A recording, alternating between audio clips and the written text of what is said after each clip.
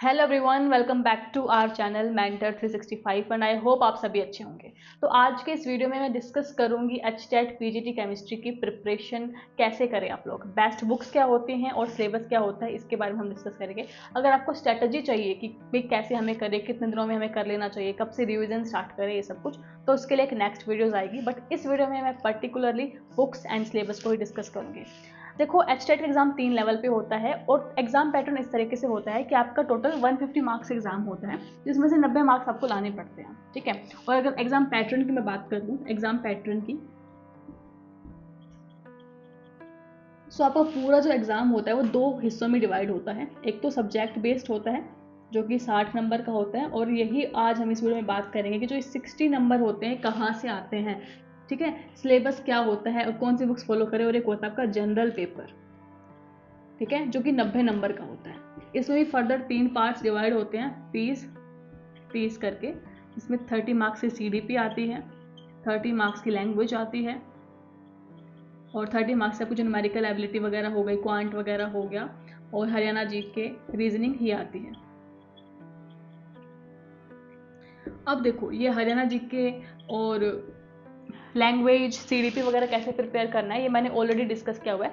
इस चैनल पे आप सर्च करोगे एचटेट की स्ट्रैटेजी, टीजीटी साइंस की, तो आपको एक वीडियो मिल जाएगा जो मैंने ही शूट किया है। मैंने इसमें अपनी स्ट्रैटेजी डिस्कस की थी, तो सेम स्ट्रैटेजी होगी। ठीक है। देखो, जो जनरल पेपर होता है वो कॉमन होता है, चाहे आप पीआरटी लेवल पे एग्जाम दे रहे हो, टीजीटी पे दे रहे हो, पीजीटी पे दे रहे हो, तो आपको जनरल पेपर के लिए सेम तैयारी रखनी है। फर्क सिर्फ इतना होगा कि टीजीटी में थोड़ा कम आपको लेवल देखने को मिल जाएगा, पीजीटी में क्वेश्चंस का लेवल थोड़ा अप हो जाएगा, लेकिन सिलेबस सेम रहने वाला है, आपकी प्रिपरेशन स्ट्रैटेजी जो होगी वो सेम रहने वाली है। तो बार बार सारी सेम चीज़ों को डिस्कस करने का कोई बेनिफिट नहीं है। ठीक है। तो मैं बोलूँगी पहले आप वो वीडियो वहाँ पे देख लेना अगर आपको जनरल पेपर की तैयारी के बारे में जानना है। तो मैंने स्ट्रैटेजी और सोर्सेज सब कुछ बताए हैं, और सारे फ्री सोर्सेज हैं, कुछ भी पेड नहीं है, तो प्लीज़ उसको चेकआउट करना। ठीक है। इस वीडियो में हम डिस्कस करेंगे स्पेसिफिकली केमिस्ट्री का सिलेबस क्या होता है और उसके लिए हम कौन सी बुक्स रेफर कर सकते हैं।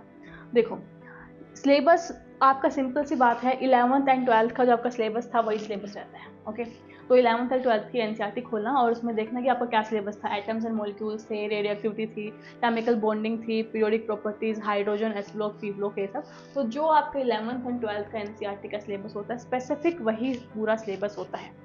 ठीक है। कुछ भी और एड ऑन करने की नीड नहीं है। यहाँ पे जो मैंने चैप्टर्स कुछ मेंशन किए वो है इंपॉर्टेंट चैप्टर्स, जिसको आप स्किप नहीं कर सकते। इन चैप्टर से क्वेश्चन आना बिल्कुल मतलब श्योर है, फॉर श्योर आपको क्वेश्चन इस चैप्टर से देखने को मिलेंगे, तो इन चैप्टर्स को आप स्किप नहीं कर सकते। अदरवाइज 11th एंड 12th की एनसीईआरटी आपको पढ़नी है और इन चैप्टर्स पे फोकस ज़्यादा करना है। जैसे कि एटम्स एंड मॉलिक्यूल्स हो गया, इन पे क्वेश्चन आपके आ सकते हैं कि प्लैंक्स कॉन्स्टेंट पे आ जाता है क्वेश्चन। ठीक है। एटॉमिक स्ट्रक्चर में आपको जो रदरफोर्ड मॉडल होता है, थॉमसन मॉडल होते हैं, उन पर स्टेटमेंट बेस्ड क्वेश्चंस बन जाते हैं। या फिर ऐसे पूछ लेगा आपको कि इलेक्ट्रॉन की डिस्कवरी प्रोटॉन की, न्यूट्रॉन की किसने की, आपसे मैच द कॉलम करके पूछ लेगा। रेडियो एक्टिविटी में कार्बन जो डेटिंग मेथड होता है उससे क्वेश्चंस आ जाते हैं। अल्फा बीटा रेस से बहुत क्वेश्चंस आते हैं कि जैसे कि एमिशन, बीटा एमिशन हुआ, अल्फा एमिशन हुआ, उससे क्वेश्चंस बन जाते हैं। न्यूक्लियर केमिस्ट्री भी क्वेश्चन आते हैं। केमिकल बॉन्डिंग से ही क्वेश्चन आते हैं, आपसे ज्योमेट्री और शेप पूछ लेते हैं। वेस्पर थ्योरी पे क्वेश्चन बन जाते हैं। बॉन्ड एंगल पे, बॉन्ड एनर्जी पे बहुत क्वेश्चन बनते हैं आपसे। सिक्वेंस पूछ लेते हैं कि आपको कार्बन 2+ है, 2 नेगेटिव है, किसकी बॉन्ड ऑर्डर ज़्यादा होगा, किसकी बॉन्ड एनर्जी ज़्यादा होगी। तो केमिकल बॉन्डिंग से इस टाइप के क्वेश्चन बहुत बनते हैं। और दूसरे जो वेस्पर थ्योरी से शेप एंड ज्योमेट्री के होते हैं वो बनते हैं, लोन पेयर, बॉन्ड पेयर वगैरह। ओके। सो कोऑर्डिनेशन की बात करते हैं। कोऑर्डिनेशन से क्वेश्चन पक्का ही बनते हैं। आपको पता होगा कि किसी चैप्टर से क्वेश्चंस आए ना आए, लेकिन कोऑर्डिनेशन से क्वेश्चंस ना आए ऐसा हो ही नहीं सकता। इसमें आपका जो लिगेंड आइसोमेरिज्म होता है, ठीक है, जो ज्योमेट्रिकल आइसोमेरिज्म होता है, उनसे क्वेश्चंस आते ही हैं। उसके अलावा ट्रांस इफेक्ट से भी क्वेश्चंस बन जाते हैं, तो इसको आप स्किप नहीं कर सकते। सॉलिड स्टेट में जो आपके लैटिस होते हैं, लैटिस स्ट्रक्चर, उसमें साइड वाला होता है, एक एंगल वाला होता है, उनसे क्वेश्चंस बनते हैं। जो ब्रेविस लैटिस स्ट्रक्चर होते हैं वहाँ से क्वेश्चंस बनते हैं। डेंसिटी कैलकुलेट आपसे करवा लेता है। डेंसिटी कैलकुलेट वाले में आपको इतना ध्यान रखना है कि उसमें ना जो कैलकुलेशन होगी वो लेंथी होगी, तो उसमें आपको थोड़ा तमीज से क्वेश्चंस को ट्राई करना है। गैसेस स्टेट में भी क्वेश्चंस बनते हैं और इक्विलिब्रियम पे भी क्वेश्चंस बनते हैं। ठीक है। इक्विलिब्रियम पे आयनिक इक्विलिब्रियम हो गया, केमिकल इक्विलिब्रियम हो गया, रिचैटलर्स प्रिंसिपल हो गया, तो यहाँ से आपके सारे क्वेश्चंस बनेंगे।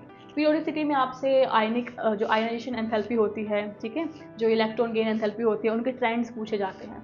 काइनेटिक्स में आपसे क्वेश्चंस पूछे जाते हैं जैसे कि रेट ऑफ रिएक्शन पे, ऑर्डर ऑफ रिएक्शंस पे, जो बेसिक अप्रोचेज होते हैं उनसे क्वेश्चंस आते हैं।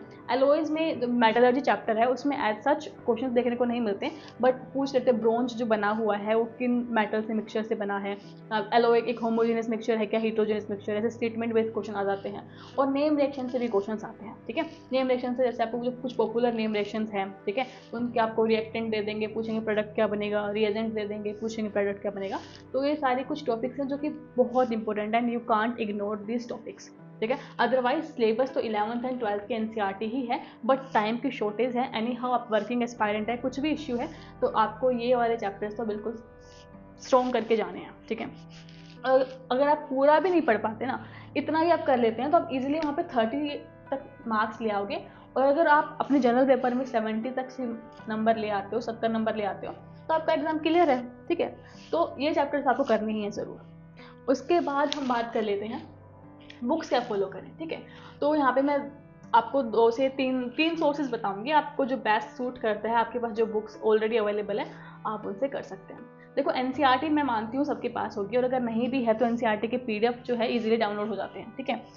तो पहले बात आपको करनी है कि आपको एनसीईआरटी पढ़नी है, ठीक है। आपके पास है 1-2 महीने का टाइम, एनसीईआरटी पढ़ेंगे। और प्रदीप की बुक में, जब आप प्रदीप की बुक इतनी मोटी सारी आती है, पूरी नहीं पढ़नी, पढ़ना एनसीईआरटी चैप्टर में, और एनसीईआरटी आपने पढ़ी, ठीक है। सबसे तो ये आपका ऑर्डर रहना चाहिए, आपने पहले एनसीईआरटी पढ़ी, ओके। उसके बाद एनसीईआरटी के एग्जाम्पलर प्रॉब्लम्स होती हैं, एक्सरसाइज होती है ना लास्ट में, वो फिनिश करनी है।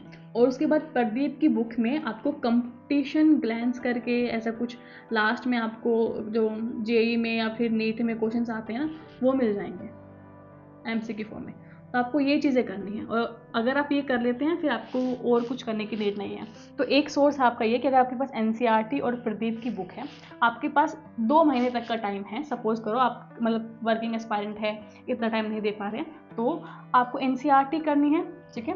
एनसीईआरटी की एक्सरसाइज पढ़नी है और कंपटीशन ग्लैंस से आपको चीज़ें यहाँ पे फिनिश हो जाएंगी, ठीक है। अब आप बोल रहे हैं कि मैम हमारे पास एनसीईआरटी तो है और हमारे पास प्रदीप की बुक भी है, ठीक है, और हमारे पास टाइम भी है, ओके।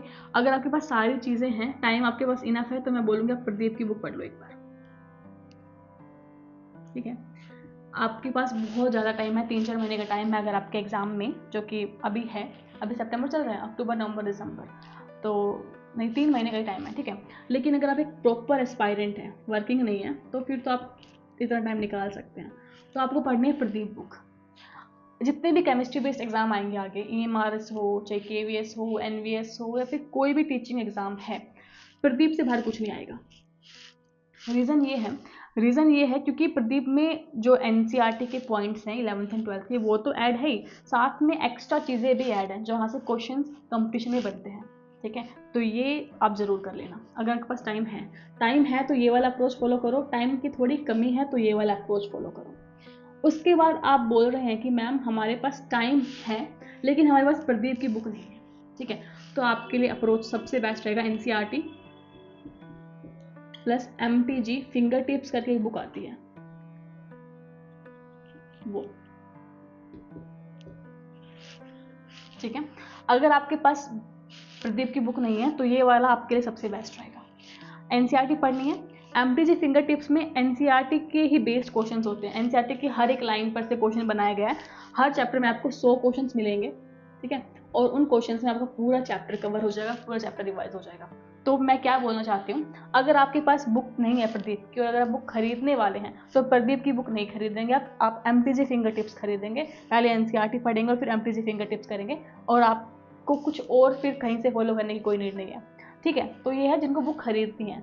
दूसरे बच्चे वो हैं जिनके पास बुक है प्रदीप की, तो उनको ये खरीदने की जरूरत नहीं है, एनसीईआरटी पढ़ना और प्रदीप का जो कॉम्पिटिटिव ग्लैंस वाला लास्ट में ऑप्शन होता है वहाँ से वो कवर कर लेनी है, ठीक है। और अगर आपके पास बहुत ज़्यादा टाइम है और मतलब प्रॉपर एस्पायरेंट है तो प्रदीप की बुक पढ़ लेना, फिर और कहीं जाने की कोई नीड ही नहीं है, सारे आपके जो केमिस्ट्री बेस्ड एग्जाम्स होते हैं यहाँ से कवर हो जाएंगे, ठीक है। तो ये थी बुक्स जो मैं सजेस्ट करना चाहूँगी और ये बेस्ट है, ठीक है। देखो मिनिमम सोर्स रखो और मैक्सिमम टाइम उनको रिवाइज करो, तो ये बुक्स बेस्ट हैं। ये मैंने आपको सिलेबस बता दिया, जो आपसे इंपॉर्टेंट जो चैप्टर्स है वो डिस्कस कर लिया मैंने। इसके अलावा जो प्रॉपर सिलेबस का PDF होता है वो आपको टेलीग्राम चैनल पे देखने को मिल जाएगा। और वैसे सिंपल सी बात है, इतना समझ लो यार कि 11th एंड 12th की जो NCERT है ना वही आने वाली है, वही सिलेबस है, ठीक है। और ये कुछ इंपॉर्टेंट चैप्टर्स मैंने डिस्कस कर लिए। तो ये आज का जो भी इस वीडियो बनाने का जो मेरा मोटिव था वो यही था, एंड आई होप आपको अच्छा लगा होगा। नेक्स्ट वीडियो में स्ट्रेटजी बताऊंगी। कुछ बच्चे ऐसे होते हैं जिनको बुक से पढ़ने पे समझ में नहीं आता, तो आप वीडियो से भी पढ़ सकते हो, ठीक है। फ्री में कौन से यूट्यूब चैनल है जहाँ से आप पढ़ सकते हो, और आपको वेटेज वाइज पढ़ाया गया है और PYQ भी कराए गए हैं, और आपको अच्छी समझ में भी आएगा, ठीक है। तो वो मैं आपके साथ डिस्कस करूंगी नेक्स्ट वीडियो में। अभी इसी वीडियो में सिर्फ इतना ही। और जनरल पेपर के लिए आप जो मैंने TGT साइंस का वीडियो ऑलरेडी अपलोड किया हुआ है वो चेकआउट करना, ठीक है। So thank you so much for watching and see you in the next video. Till then take care, bye bye, और अपनी प्रिपरेशन को कंटिन्यू रखो और इन्जॉय करो अपनी प्रिपरेशन जर्नी को। Thank you so much.